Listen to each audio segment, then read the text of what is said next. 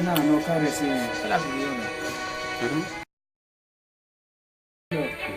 bombele ndi anyi te ba kenala anyi le déjà ou bobo bien sûr.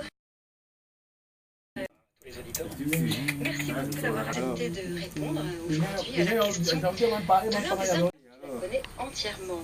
Alors, que répondriez-vous à cette personne? Alors d'abord, moi je la féliciterais de se poser des questions, parce que c'est ça qui fait avancer. Voilà, Dieu sait tout, donc à quoi ça sert de le prier, à quoi ça sert de lui dire quelque chose, et on sent bien. Et du coup, cheminer. On peut découvrir quelque chose de neuf à la fois sur Dieu. De la vérité, de la réflexion, de l'intelligence. L'intelligence est une des bénédictions de Dieu. Le Christ d'ailleurs ouvre complètement notre intelligence, libère l'intelligence, pas simplement pour les grands théologiens, mais il en fait même un devoir pour chaque croyant finalement. Quand il dit que l'essentiel c'est d'aimer Dieu de tout son cœur, toute son âme, toute sa force, ça c'est vraiment le Shema Israël, c'est la base de la prière du juif le matin, midi et soir. Il rajoute de toute ton intelligence, de toute ta réflexion personnelle. Et donc oui, on peut se poser des questions, on peut se poser 1 million de questions, comme vous le proposez avec croire.com. 1000. Ah, il y en a 1000 seulement.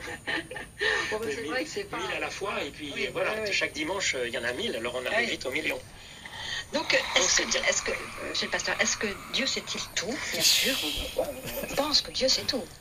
Alors, il sait tout de nous, en tout cas. Tout de nous dans le présent. Et je dirais, il a une expérience humaine, je peux dire en rigolant un peu, mais qui fait qu'il devine un petit peu. Mais très souvent, la Bible nous le montre surpris. Et souvent... C'est là qui était la plus pour venir habiter sur l'usine.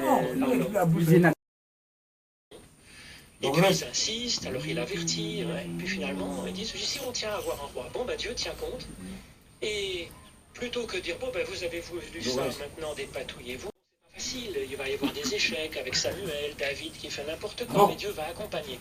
Donc moi je crois quand même, si vous voulez, que Dieu, il écoute le projet de l'homme, et il se laisse surprendre par nos décisions, par nos projets,